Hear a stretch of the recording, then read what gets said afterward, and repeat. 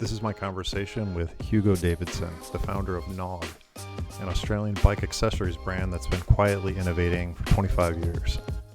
Hugo's journey is a masterclass in resilience and adaptation, starting with industrial design training in Melbourne and cutting his teeth at a prestigious London design agency, then nearly losing everything in the 2000 dot-com crash. Facing $2 million in debt from a failed retail technology startup that actually had the iPod trademark before Apple, Hugo and his business partner made a pivotal decision: leverage their design experience to create something they could actually sell. With no cycling industry experience but plenty of frequent flyer points, they launched KNOG at the 2002 Taipei Bike Show with a collection of design-forward lights and bags, and immediately found 16 distributors in 16 countries. What followed was unexpected success. Their quirky silicon frog light sold 7 million units, becoming the impulse buy staple at bike shop registers worldwide. But Hugo's story isn't just about early wins. We explore how KNOG has navigated 25 years of industry evolution, the rise of Chinese competition, the shift from trade fairs to e-commerce, the erosion of traditional retail, and why he's quadrupled his e-commerce staff while maintaining that brick-and-mortar relationships remain essential. His philosophy: stay optimistic, keep innovating, and remember that people always ride bikes. This is the Business of Cycling podcast. Hugo Davidson, thank you so much. I apologize for the lateness. Not at all, mate. That's fine. It's a little early here. It's going to be 7:30 somewhere around the world. I think here it's just on 5:30, 5:45 in the evening. So you're forgiven. So I guess we could start from giving a little more insight. Where does this podcast find you? Well, I'm in Melbourne, Australia now, which is pretty much where I've worked for most of my adult life, and this is the basis of it's the headquarters for KNOG Melbourne. So we've been here for about 25 years as far as KNOG and the Melbourne headquarters. So quite a long time. I don't think I would have, when we started, I was thinking a couple of years in the bike industry, then I'll move on to do something else. So it's that's look back and go, wow, quite a long time. Well, I that brings me to a question. So I'm 47. And I feel like after 40, like between 20 and 30 is kind of like you're really figuring it out. 30 and 40 is kind of like terrifying. And then after 40, after 45, you're kind of getting it figured out, where you sort of step back and say, okay, I think I know what I'm doing here. And now then 50 to 60, I can tell you, is as terrifying as 30 to 40. Oh, it's terrifying again. Oh, no. I was hoping you were going to say something like, oh, yeah, it's great. No, look, it's good. I didn't find, look, who knows? I think we never really know when we're going to end up and how long we're going to be doing something. And certainly from my perspective, I come from a lineage of people who worked until they were in their late 80s, early 90s. So I've got plenty of time left. I'm not in any hurry to finish up just yet. So I'm just past 60. So I've got a few years ahead of me. Well, I guess my question was more about, like, as you move along in your journey and you figure things out, I imagine, at least in my experience, it's gotten a bit more, I'm not going to say easy, but it's gotten more manageable. There's a cadence and a logic, I think, that's come to the work that I do. You've got to keep reinventing yourself, and you've got to keep reinventing what you want to be doing. Otherwise, just I suppose a level of certainty just flows in, and things become just pretty much flat and normal. And I think that doesn't inspire either the people around you or yourself. So from my perspective, I think the last, as I was saying, nearly from 50 to 60, there's a lot of changes in the industry, a lot of things that you go through. And I think it makes it's interesting to go, let's make sure that we're on top of things, we keep moving forward. So when we started, we couldn't have done anything wrong, because you've got nothing to lose. So it doesn't really matter what risks you take and how you go about designing business, because we didn't think we'd be there for more than a couple of years anyway.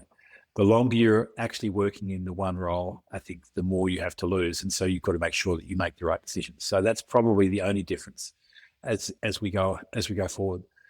So, but you do know. Yeah, I think you're right. You do. You learn more, and you're probably a little more confident in your decisions. And I think there's a level of understanding. People get to know what you do and how you manage stuff, and hopefully they agree with it. So Hugo, kind of starting from the beginning, maybe you want to just tell me a little bit about where you're from, kind of where you grew up, studies, Sure. that kind of thing. Yeah. So, grew up in Melbourne. My father was an architect, so he sort of encouraged me to get involved in the design industry in many ways, but not to do architecture, which was interesting. So, back in the early '80s, industrial design was in Melbourne. It was pretty niche, and it was a small course with maybe 20 or 30 students at the local university. So, I did that for a number of years. I also continued to try and sort of start doing my own projects with freelance customers, and did a lot of sort of freelance work. So you studied industrial design, you said? Industrial design, yeah. So industrial design, and it sounds like your father said he sort of discouraged you to go in his direction. Don't get into the building industry. Don't do architecture. Why? I think back then in Australia, the building industry was run by unions, and it made it very difficult to make money as an architect. So he was trying to protect my future. But I mean, interestingly, long story short, he ended up mentoring me, and we worked together for probably 15 or 20 years later on. And he showed me how to run a business and what to do, because his architectural practice had probably 150 people. So it was a large company. So yeah. And did so he was like, but if he had a 150 person business and he was an entrepreneur, isn't that something where you're like, I want to take this over someday, right? I mean, isn't that... Look, no, I think it was good. It made clear. I was made clear. So I think I made it clear to myself that the scale of architecture was probably not my big thing. I liked the gadgets. I liked the smaller objects and objects of desire a lot more than sort of being a part of a team with an architecture.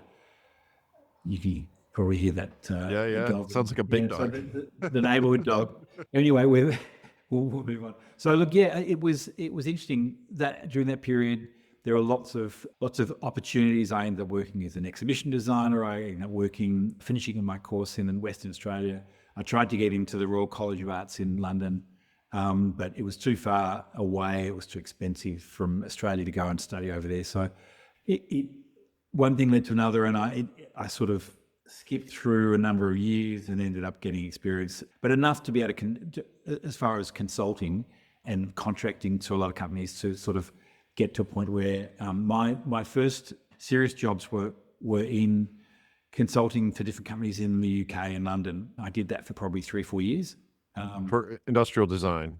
Industrial design, just working on different projects for different companies. So my aim at that point was in my early stage of my career was to try and get as much experience working with different design companies in different places, to learn how people were running companies and how I could benefit from that experience. So it was really an interesting proposition for someone who was from Australia, because the design industry in Australia is fairly niche, as I said, but also the projects were small and they were very much Australian focused. Whereas if you worked in London, you were working for clients, Japanese clients like Sony, or a whole range of European companies, and the projects were being manufactured in the hundreds of thousands of products. Whereas in Australia, we were making small things out of bent steel for customers for 300 or 400 people, or 300 or 400 units. So it was a very different approach back then, and so it was a great experience. And on doing that for 4 years or so, learned an awful lot about, I suppose, the production and the design for mass production stuff, and came back here and said, I'm going to actually set up my own business with what I've learned. And you had an entrepreneurial, I'd call it, I don't know if this is the right word, you had an entrepreneurial bent. It sounds like you just had this entrepreneurial sort of direction that was really strong. Am I reading that correctly? You are. And I think that I realized early on that I was just not happy working for someone full time. So right. The contracts. Why stuff was good. Well, I don't think I was that employable. Okay, tell us about that. I was a bit of a rebel. I took more days off and excuses for why I couldn't do things than I mean, if I had a project to do that I could get my teeth into, then I loved it. But if I had to just go and work alongside, I wasn't a good employee. So I realized that if I could do it myself, I could set my own agenda, and I just wasn't very. This was a character of yours, like just a characteristic of yours, like, and you figured it out pretty quickly that. I think I think I had that desire to do things my own way, and so the 4 years I worked as contracting in companies, I could pick and choose the things that I thought were really helpful. And then when I went back to try and work with someone back in Australia, I just thought I don't agree with their management or their approach. And so I realized I had to do it myself. So, and that was exciting because it was building something. So building a design company and then finding clients, finding customers and convincing. But that's isn't that terrifying? I mean, where did you get that sort of confidence? I'm wondering. It's actually not that terrifying. I think it's self-fulfilling, and you've got, as I said before, you've got nothing to lose because you haven't got the back. You're not. You were young. You were young. Yeah, exactly. And so probably more foolhardy than sensible. But I live in Italy, okay, and I grew up in Midwestern America, and there is sort of a tendency to want to lean into a more stable and secure employment position. So why? At least that's a general, not like it, there. I see it quite a lot. And I guess I'm just wondering, like, where did you get that personal kind of security to feel like I can try this?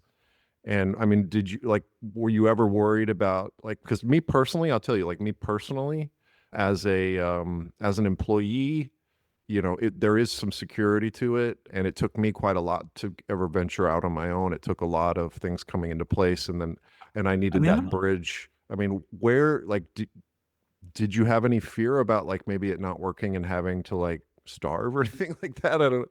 No, none at all. Just were born that. You think you were just born that way, or do you think it was your father's kind of? I think probably my parents encouraged me to do that, but clearly because I've done all that contracting work, I was comfortable while I was doing one contract to spend my lunch hour ringing all the other companies saying the contract finishes in a couple of weeks. What work have you got?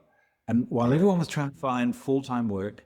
So you're saying you saw your peers having this sort of mentality as well? No. Of more full-time, of more security. Yeah. That they would be happy in a full-time role. But what I realized early was that many of the companies I was trying to work for didn't want to put on a full-time person because that meant committing to them long-term. Sure. And they had little projects, they had things that they could fill. As soon as you made yourself desirable, and they'd realize you could do these projects pretty quickly, and then they'd ring you back and you get another one. And then suddenly a 2-month contract would be a year, and I'd have 3 or 4 different companies ringing me. I just need 3 or 4 weeks. So I was busy. Okay. So you also sort of were because, like, design is sort of the type of work that is sort of mercenary in a sense that there is a lot of contract work in design, I suppose, right? Yeah. Okay. And I just took advantage of that. I think that led me, when I got back and decided to do my own company and set up my own consulting company, there were times where there was no work, but I was I'm by nature a really optimistic sort of person, and I would just think, well, it's going to happen. I mean, sooner or later. I worked last week. I'm going to work next week. So, I don't think some of the people around me had difficulty with that reality. Concept. Yeah. And that reality, because they were the ones who might have been doing the books or paying it and going, look, we don't have enough money for the rent, and we don't have. And I just sort of wing it. I still do. In a lot That's of ways. Beautiful, man. It's beautiful. So you started. It sounds like you started. Maybe if we can zip through the first part of your career before we get to KNOG. So you had a consulting, like a design agency, right? Yes, correct. Yeah. So, and tell me kind of the arc of that, kind of in terms of, like, did you build it up? Did you have a certain amount of employees at some point? Like, how did that look?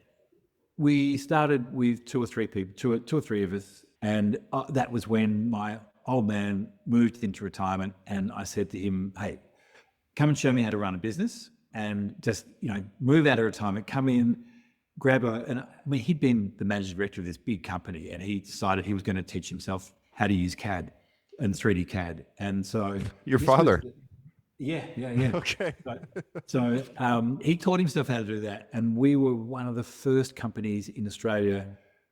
We were the second company in Australia who bought the Pro Engineer license, which is that Silicon Graphics 3D CAD stuff. So, and it was so expensive. I think a license and a computer of that was like back in the early 90s or thereabouts. It was about 80, I don't know what the year was. It was like 140,000 Australian dollars for one computer and one seat of software. And so your father saw the advantage of this type of a development in terms of technology. He understood it. He wasn't working on the same projects, but he was there just helping me with, this is a contract. This is a good contract. I'd do this. I'd do that. He wasn't working on the same projects and not on that CAD system. Okay. But I found another engineer who's now my business partner, has been for the last 36 years, who was a contract engineer. And he said, if you want me to come on board to help you, then give me half. I want half the business. Yeah. Yep. And we worked shifts. Like we worked 3 shifts around 24-hour clock because the software was so expensive. We needed to. We need to amortize it. Advertise it and have it going 24 hours a day. Right. And so it was fun. And, it was that sort of approach that got us, big clients like NEC, and we worked with Motorola, we worked with a whole lot of companies because we were young and ambitious, and we were just doing stuff on timelines that were ridiculous because we were working 3 shifts, and it was sort of exciting. But so that was the arc. We went from about 2 or 3 people to about 24 people around about, and I am sorry. About the 90s, it sounds like. Yeah, and I'm really bad at timing, years and dates. I don't get, it's just something in my brain. How many years, maybe 10 years were you doing this? 15? 13 years, I remember that. 13, okay. Yeah, I do remember at the start of, prior to the .com crash, we'd started doing some startups and we'd started thinking about that, but from Australia. And we had this great idea that we were going to set up a business with little computer screens sitting on supermarket shelves. And so we put a patent on scheduled advertising in supermarkets, managed to get that worldwide. And we raised about $7 million US in venture capital. And what? Okay. Yeah. These are like electronic shelf talkers. Exactly. Okay. And so what our patent was scheduling the ads and delivering them via Wi-Fi onto the shelves. Wow, that was so. But you guys were you were on the wave of the .com boom. Yeah, exactly. Okay. And then so we had a term sheet for 16 million on the table from Deloitte, not Deloitte, no. To sell it. For Deutsche Bank. No, as a startup investment. Okay.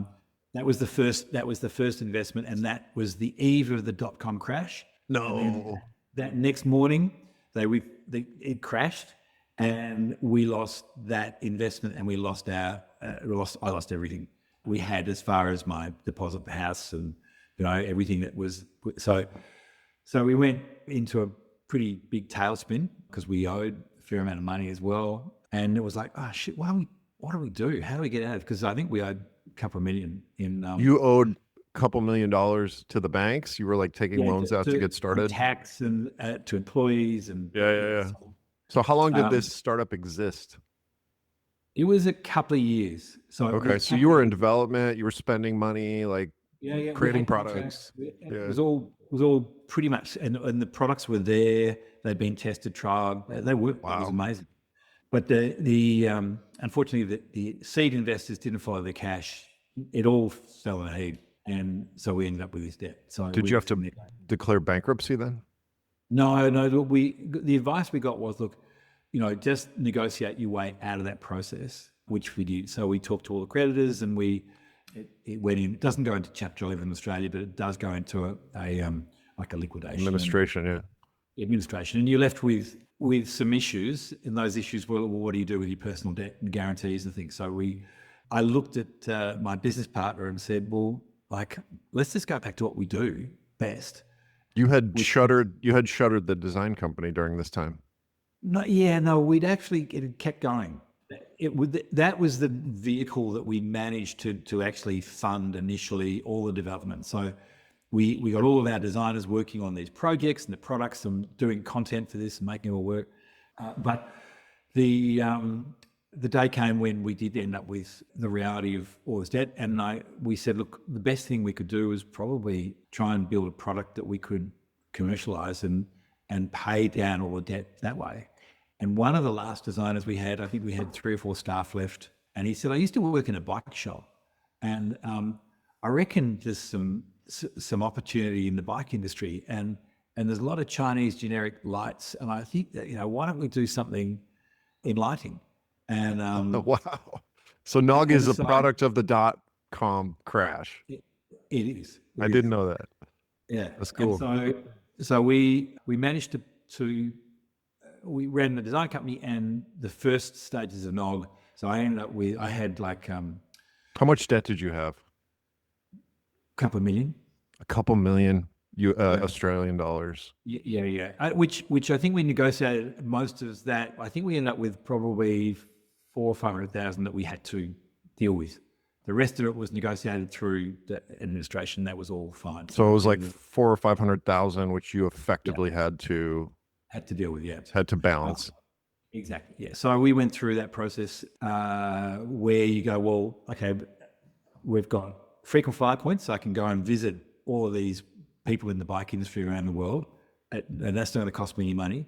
I can use all the suppliers we've used for our design company to maybe make samples of luggage in bags. We can prototype some lights, and we had this idea for a bar end light that would go into the end of a handlebar. Because you had been developing, sort of electronic products, and so you had a little bit of experience in that now, and you were like, well, let's keep going down this road. Exactly, yeah. And we'd been designing bags for Sony, the video company. Do you have any material of the shelf talker or like the decks or anything that we can? Because I'd love to see some of that stuff. Yeah, you got to send me some of that. I want to put that in the post. Yeah. It was great. In fact, the other amazing thing is that we called it the iPod, and we had the trademark for iPod before Apple did, but we didn't have the money to trademark it. Everywhere we were using it, and so our lawyers said, look, you've got first right for this, so you can stop. Because it existed already. Yeah, it existed, and we were using it. Yeah.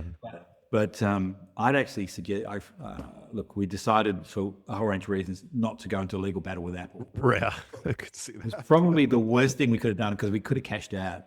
Oh, cool. Who knows? Anyway, we didn't. And but that was just a funny little. So we were doing that. For sure. We ended up, long story short, we went and did our first trade fair when we had these samples, and I'd gone around the world on all my frequent flyer points. To develop a product. How many products did you have? We had probably 8 or 10. No, not. And what was the unique value proposition of these products? That we weren't from the bike industry. Okay, so it was design focused. Absolutely, yeah. Design focused bike illumination solutions. Yeah, and luggage and gloves and things that were like really designed. So all of the luggage was like 3M or reflective. It was hard shell formed. There was a lot of stuff that people hadn't seen before, and that we just went apeshit, really, like trying to do things that were as innovative as possible, which has been our approach across the last 25 years. Really. So you were doing lights and luggage. Lights, luggage, gloves, and a few other sort of accessory type things, but none of it made sense. But as far as a category of products, but the first company in Australia who we talked with, who was an Australian bike distributor, said, I'm not going to take one product by itself. You need to have enough products that I can sell under a brand. Okay. So you need to develop a brand, and you need to develop a few of these other products. And I've got a friend in Japan who you could talk to, and if they're going to buy, they'll probably buy some as well. And if you can convince them So that's why we went on this trip to go and see all these potential distributors. We went to the Taipei Bike Fair because they said that's where you want to go. And after that first showing, we ended up selling or finding 16 distributors in 16 countries. But it was lighting only. It was those products. It was a whole range of bags and it wasn't luggage. Well, I guess maybe luggage might be the word but it's like bags for bags. cycling. Correct. Yeah. Bike bags for so pannier type bags and storage bags and things like that. Okay. So the first trade fair and then the first orders we got through basically paid back all of the debt we had from the .com, and we looked at it and went, actually, this is going to be more profitable than a design company. And within that first year, we probably doubled the revenue that we had as a design company. And so the focus... And this was 2002, 2003, something like that? Yeah, exactly. 2002 was when we registered the business. And so we'd done the development before that, and then we sort of went out and launched it around about that time. Okay. So yeah, that was the genesis. That was the genesis of KNOG. Yeah. Just by luck rather than good management in some ways. It was like, how do we get rid of this debt? Let's do something we know how to do. And we did, as part of that process, I should say that we looked at all sorts of industries. We were looking at like sex toys, bike industries, baby industry, a whole lot of other things. And we probably would have made a lot more money if we'd gone with sex toys. We're famous for silicon, and I would have loved to think what we would have done, but I just couldn't cope with the idea of going to dinner parties and being the sex toy guy. Right. So I thought, okay, bike products, that's sort of safe. We'll stick with that. So you've got your first kind of run, 2002, 2003. The economy started bouncing back after the .com. So you're like, okay, well, it looks like this lighting thing is going to work. Is it going to work? Is working. So it's you and you have one partner, and you still have the same partner. Exactly. So it's the same partner from the design company, 50-50. We made a decision at that point that we would not go with any investors. We wouldn't go to private equity. We would. That sounds like that was, you guys learned your lesson there. It sounds like. It was once bitten, twice shy, I think. Yeah, exactly.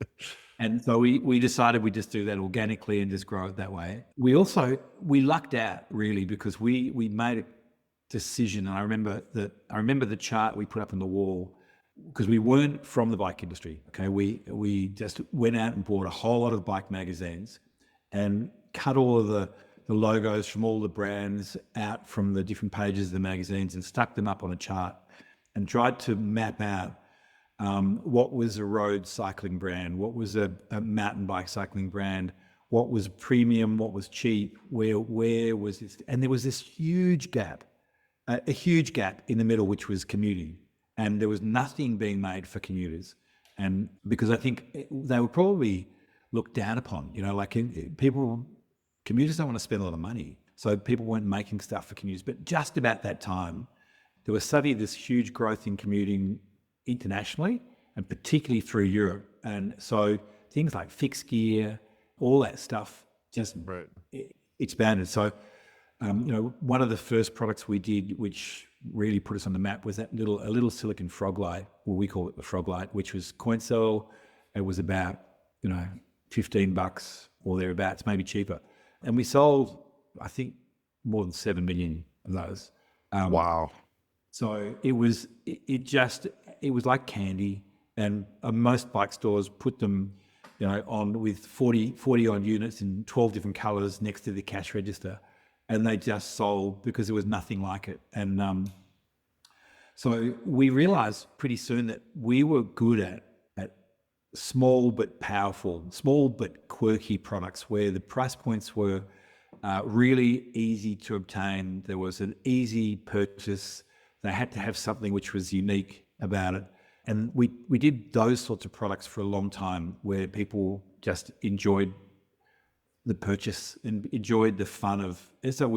And as a result, the marketing approach we took to a lot of our products in the early days was very sort of flamboyant, bit unusual. Sure, you guys were kind of coloring outside the lines, and in cycling, as we know, cycling is pretty traditionalist, and so if you do something a little bit outside of the norm, you can definitely make a splash. This is sort of one of the fundamentals also of branding, where it's like you have to do something that's a little bit different. And it sounds like you guys were able to find some white space there. And has that sort of been your positioning ever since? Yeah. So we were lucky. One of the first, or the early employees, was a guy called Mike Lilliot, and he had worked with a bag company called Crumpler. I'm not sure if you're familiar with Crumpler, but they were they're an early messenger bag, a bit like Timbuktu, but Australian. Chrome, maybe.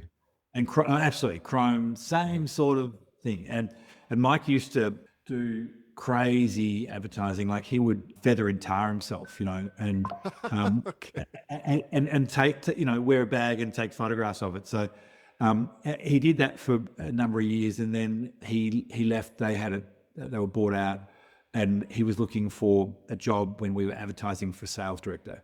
And he came, and he's about 6'8", 6'7", 6'8". He's got a red beard and looks a bit like a gnome with big glasses. And Okay.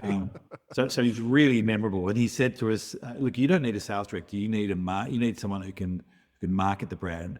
And he came to us with this idea the first day, like sexy urban bike. We want cycling to be sexy. We should target the urban. And he managed to really help formulate what the brand was. And he taught us a lot about branding, to be quite honest, because we had the product design skills, and we needed that sort of an outlook. So he was pretty pivotal on that level. He was with us for probably 5 or 6 years in those early days when we were making a lot of noise, and he was good at making a lot of noise. So yeah, that was one of the missing links in the early days, and then trying to get the reputation, get the volume to a point where we grew from sort of 16 to about 45 markets. And so so you've got your product in place, which is your kind of forte. You brought in a little more experienced marketing person to kind of develop the brand, and we're kind of seeing all of the ingredients to have a successful business in the cycling business. And then you went into the distributions piece. And can you tell me a little bit about your distribution strategy, how it's kind of evolved over the years? Yeah, well, I think it's not from any particular. It wasn't from any particular strategy, except just try and do it as quickly as possible, really, in order to pay that debt back that we were talking about. So we didn't have any mentors. Most people who we talked with said, get it right in Australia first, and then once you're in Australia, you can then go to some other countries and you try and move it through to there. In terms of distribution. In terms of trying to get distribution, and we did the exact opposite. So and we chose to basically go to as many countries as we could initially, and to put it out as many distributors as I could meet. And the rationale was that we couldn't really afford to do all the tooling and the capex expenditure with a small market like Australia. So we had to go out and think about Europe and America and Japan and Asia. So we weren't just lucky that I think it worked, and there was enough that was different. And the bike industry, as you would know, it was very structured around trade fairs. Sure. Back then, 24 years ago, it was go to a trade fair, meet your distributor. The distributor would decide that they wanted to carry you, and they try it out. And then if the bike stores sold it and it sold through, they come back and make another order. It was as simple as that. Yeah, for sure. So there wasn't a lot of strategy. It was way before e-com. There was nothing to suggest that was going to be anything but complicate the whole process of distributing through these bricks and mortar stores. And we did quite well through that process. It got a little more complicated when the internet started to come up, and there were people reviewing, and there was blogs and chats and things, and you needed to change your marketing approach.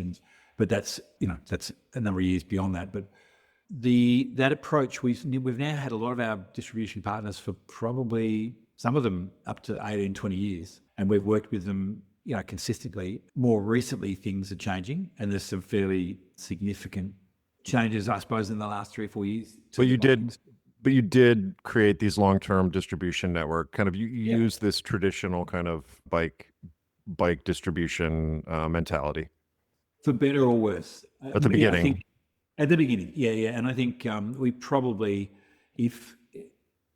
I think realistically, it's a very strong part of, and it's a large part of our revenue.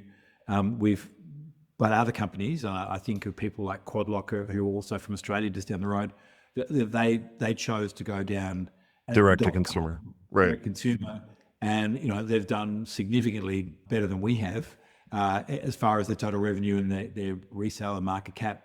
But I think they were there at the right time in the .com without the other sort of legacy of all of those distributors. So, there was a point in time when a lot of the partners we had they would try and dissuade us from going on to the internet because it would impact their Sure. customers, their everything. And so there was a bit of a challenge really as to, how do we address all of our long-term customers who were the bike dealers, the independent bike dealers, and still move into a situation where you can sell online. Well, yeah, because your products are particularly, compatible with an online sale in a sense that they're small, they're easy to ship.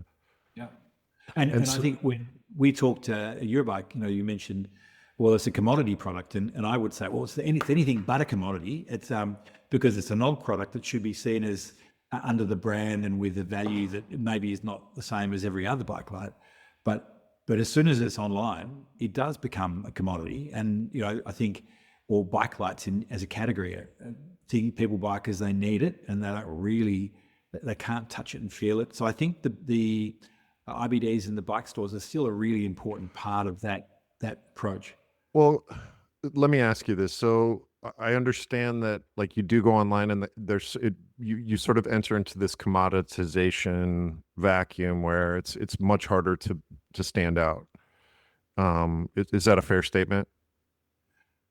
I would say it's a fair statement when it comes to like Amazon and it comes to marketplace. I think Marketplaces, which are a large part of it. Yep, huge part of it. I think when you're curating your own website and you're dealing with that part of e-com, I think you can tell your own story. I think. No, and I'm not contesting that. It's just the majority of the revenue and the majority of the customers are going to be shopping on specialist stores like, at the Amazons and the Bike 24s and the. That's right, and that definitely, as I think.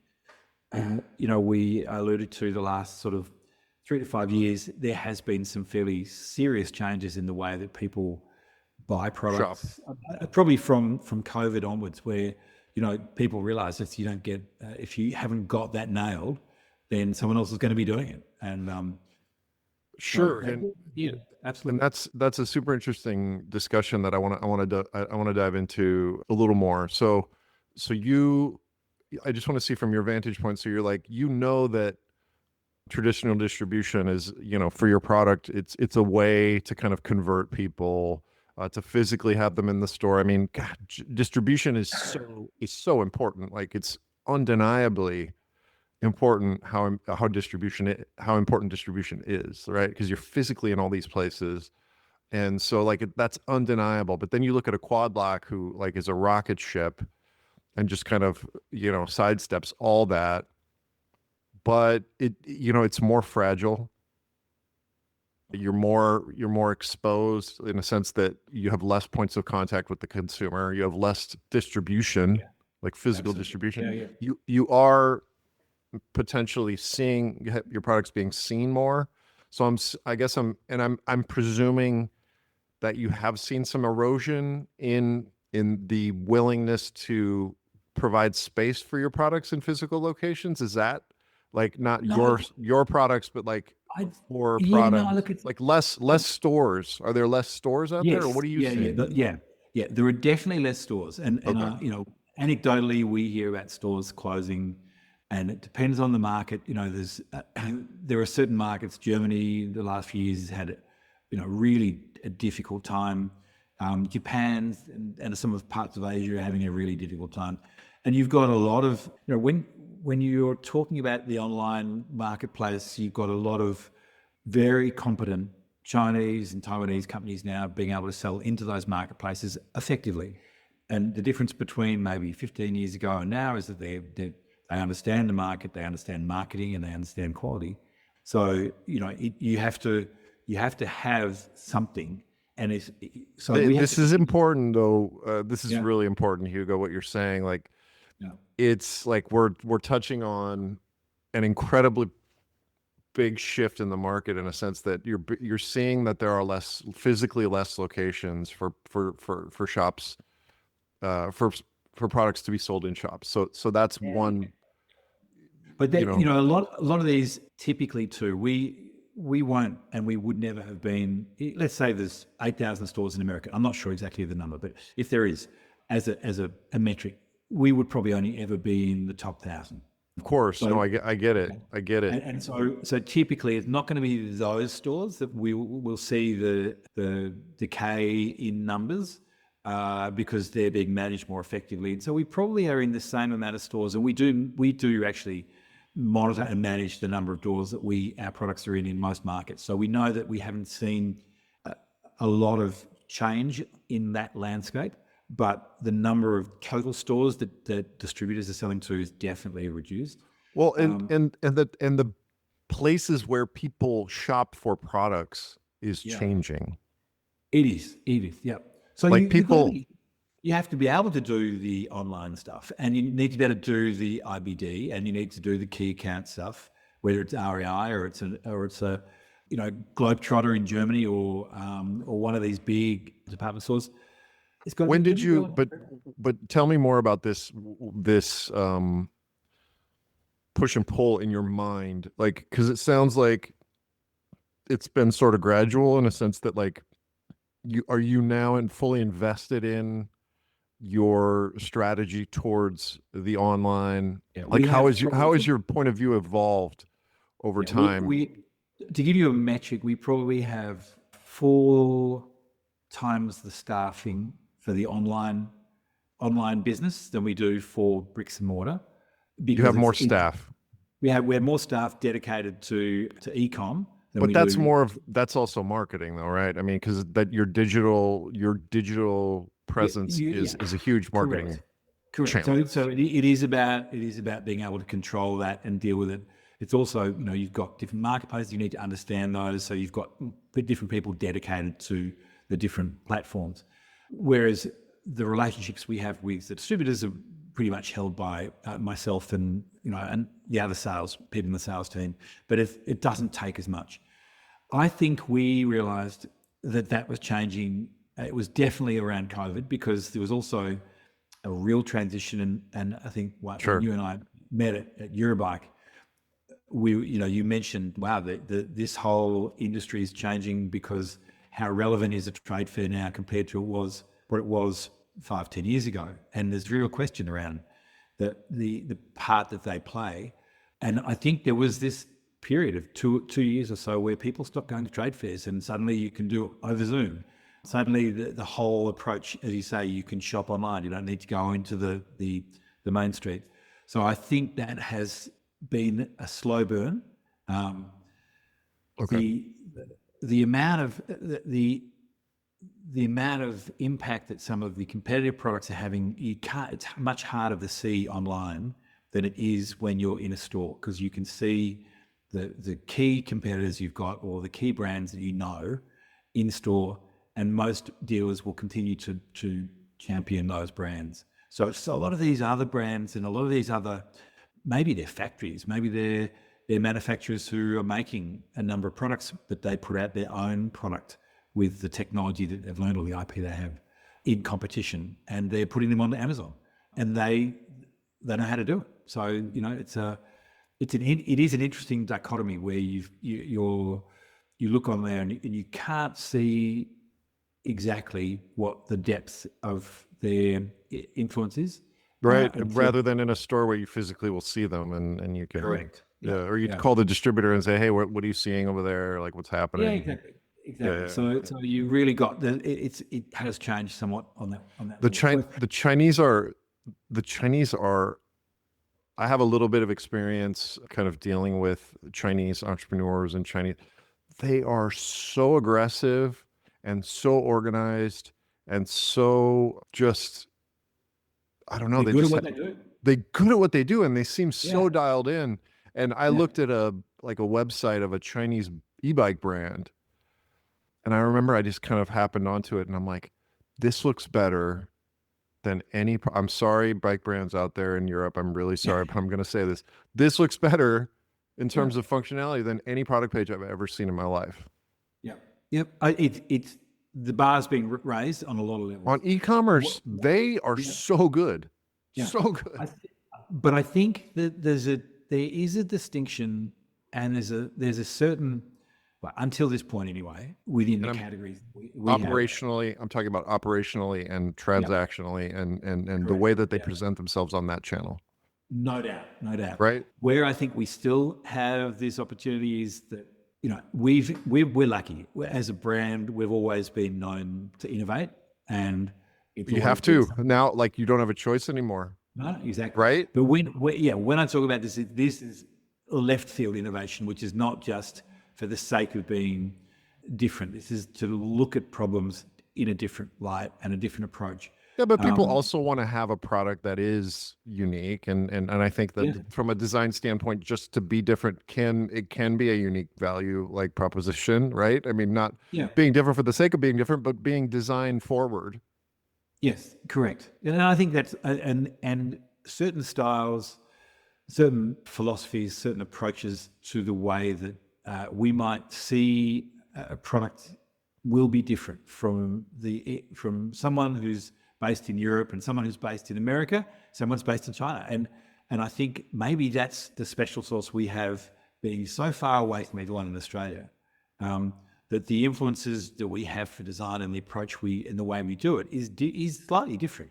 And that's what makes me sleep well. That's why you wake up in the morning, and that's why you go to work every day. Because it's like, okay, we do things a little bit differently and different enough to continue to turn the dial.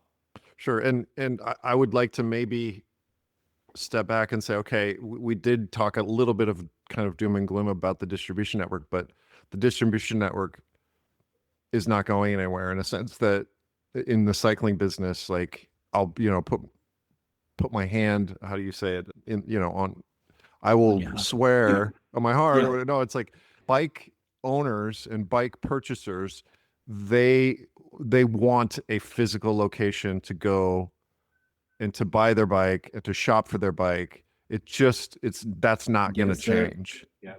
It's not going to change. And so fortunately for you, Hugo, that's not going to change. So you will continue to have a strong distribution network for your products. I think what we had said was that it did shift a little bit. Maybe you felt like you wanted to invest more in the online space, is what you said. Absolutely.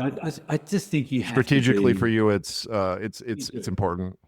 Correct. And you've just got to have an understanding that if you don't change, or you don't at least adapt and adopt, then you might as well. That's where you will die. I think you need to just be open to all these opportunities and the changes that are there.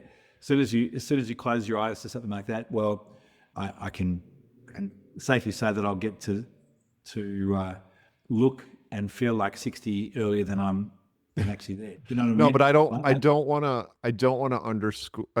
undervalue the distribution network, because I think that, sure, I mean, Quadlock did a great job, and that's great, and they cashed out, I think, and good for them, and hats off. But for a long-term, profitable, strong, I would even say, to have a real moat in the cycling business, you have to have distribution. Absolutely, yeah. And if you do, and those relationships, absolutely key. And if you do, you can have a long-standing business that is profitable, and that you can have a nice life. Yeah. It looks like you've got a nice life, to me, from my vantage point. Look, I have a nice life, but I'm happy doing lots of things. As in, I'm going to be happy. I'm an optimist anyway, as I said right at the start. So, put me in a little office with a few people doing what I do, and I'm going to be happy. So, I think the glass is half full over here rather than half empty.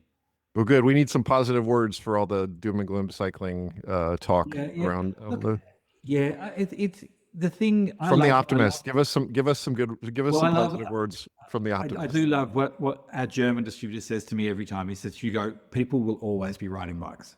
Absolutely. So don't worry about it, because we will always have a market there for you. So things are going to be fine. Okay. Well, thank you, Hugo. This was a blast, man. We blasted through an hour, and it didn't feel like an hour. Can you believe that? It did not feel like an hour. Yeah. Thanks, Wyatt. It's been fun.